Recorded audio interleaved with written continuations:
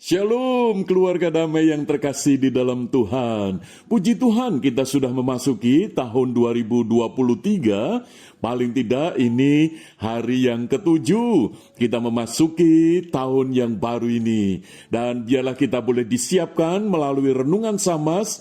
Iman kita semakin mengandalkan Tuhan. Mari kita akan berdoa sebelum kita merenungkan firman Tuhan. Bapa Surgawi, kami mengucap syukur pada saat ini Engkau terus memelihara tubuh, jiwa, dan roh kami untuk kami terus setia di dalam iman kepada Engkau. Sebentar kami merenungkan firman-Mu, kiranya Roh Kudus menolong setiap kami. Di dalam nama Tuhan Yesus kami berdoa. Amin. Tema yang akan kita renungkan bersama, perspektif ilahi. Firman Tuhan terambil di dalam Efesus pasalnya yang ketiga, ayat 14 sampai ayat 21. Namun saya akan membacakan sebagai dasar perenungan kita, yaitu di dalam ayat 18 dan 19 saja. Demikian firman Tuhan. Aku berdoa supaya kamu bersama-sama dengan segala orang kudus dapat memahami betapa lebarnya dan panjangnya dan tingginya dan dalamnya kasih Kristus, dan dapat mengenal kasih itu sekalipun ia melampaui segala pengetahuan. Aku berdoa supaya kamu dipenuhi di dalam seluruh kepenuhan Allah. Keluarga damai, ini merupakan perikop di mana Paulus mengungkapkan doa untuk jemaat di Efesus. Paulus menuliskan bahwa dia berdoa untuk orang-orang kudus. Siapakah mereka ini? Siapakah jemaat di kota Efesus ini? Sehingga Paulus menyebut sebagai orang kudus. Mereka adalah orang-orang yang dulu bukan percaya kepada Kristus. Dengan kata lain, mereka adalah orang-orang yang berdosa, yang seharusnya binasa, tetapi karena pemberitaan Injil Kristus, mereka menjadi percaya, dan akhirnya mereka bertobat, mereka mengikut Kristus. Sehingga di dalam imannya itu, mereka mendapatkan anugerah, keselamatan, hidup yang kekal, hidup di dalam pembenaran Allah melalui Kristus Yesus. Sehingga disitulah Paulus menegaskan bahwa mereka ini adalah orang-orang kudus di hadapan Allah.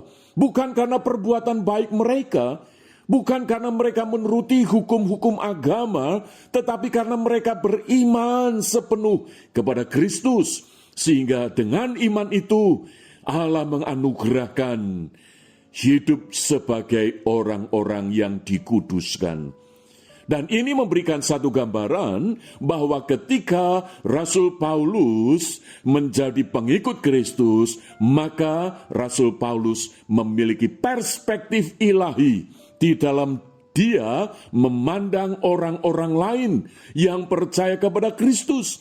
Sekalipun berbeda dari latar belakang, suku, bangsa, status sosial, di dalam status akademik dan seterusnya berbeda, tetapi Paulus memandang orang-orang yang percaya kepada Kristus itu dengan perspektif ilahi, yaitu siapapun mereka, status apapun mereka, ketika percaya kepada Kristus disebut sebagai orang-orang kudus di hadapan Tuhan. Maka itu melalui doa Paulus kita melihat satu cerminan iman hati daripada Paulus terhadap orang-orang yang percaya kepada Kristus. Dan ketika Rasul Paulus menyebutkan bahwa mereka adalah sebagai orang kudus, itu berarti Paulus ingin mengingatkan bahwa siapapun orang yang percaya kepada Kristus itu mendapatkan kasih daripada Tuhan. Dengan kata lain, melalui doa Paulus ini kita bisa melihat bahwa kasih Tuhan itu untuk semua orang, bukan etnis tertentu, tetapi semua orang, semua suku bangsa. Maka itu kita bersyukur, biarlah ini juga menjadi teladan bagi kita. Kalau kita menjadi orang yang percaya kepada Kristus, biarlah kita juga boleh memiliki perspektif ilahi sebagaimana Paulus, untuk tidak memandang, tidak membeda-bedakan akan suku bangsa, Jadi siapapun orang yang percaya kepada Kristus adalah orang-orang yang menerima kasih Tuhan. Sebab kasih Tuhan adalah untuk semua orang. Inilah perspektif ilahi yang dimiliki oleh Paulus.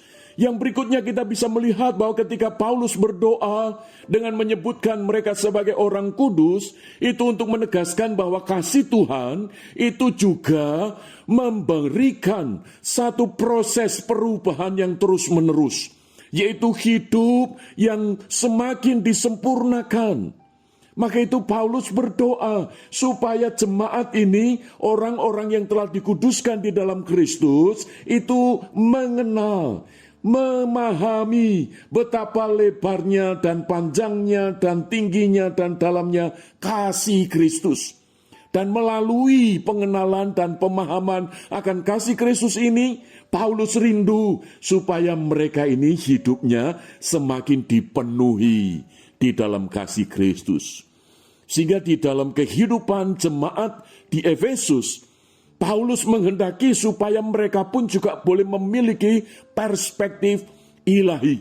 Jadi boleh mendoakan setiap orang supaya orang-orang yang percaya kepada Kristus sebagai orang-orang kudus itu memiliki kepenuhan pengenalan akan Kristus lebih lagi dari hari ke hari. Paulus tidak sedang meminta Tuhan memberikan mukjizat, yang sakit disembuhkan, yang lumpuh boleh berjalan, dan seterusnya. Tetapi yang diutamakan di dalam doa oleh Paulus adalah pengenalan akan Kristus. Dan inilah yang mencerminkan Paulus memiliki perspektif ilahi terhadap orang-orang di sekitarnya. Walaupun berbeda-beda, tetapi di hadapan Tuhan sama. Maka itu Bapak Ibu, keluarga damai yang terkasih di dalam Tuhan, biarlah kita boleh memiliki perspektif yang baru, perspektif ilahi. Sebagaimana Paulus di tahun 2023 ini, biarlah kita boleh memiliki kebenaran firman Tuhan ini untuk tidak membeda-bedakan siapapun yang kita jumpai di dalam hidup kita. Tetapi kita boleh berdoa sebagaimana Paulus. Kiranya Tuhan menolong kita. Mari kita berdoa. Bapa Surgawi, kami mengucap syukur, hidup kami menerima kasih daripada Tuhan, sehingga kami boleh diberi anugerah sebagai orang-orang yang telah dikuduskan di dalam Kristus. Maka itu biarlah hidup kami pun boleh memiliki satu perspektif ilahi sebagaimana Rasul Paulus, di mana kami tidak membeda-bedakan. Kami juga boleh mendoakan setiap orang yang kami jumpai, siapapun mereka, sebagai orang-orang yang kudus, supaya setiap orang boleh semakin mengenal akan Kristus. Di dalam nama Tuhan Yesus kami berdoa. Amin.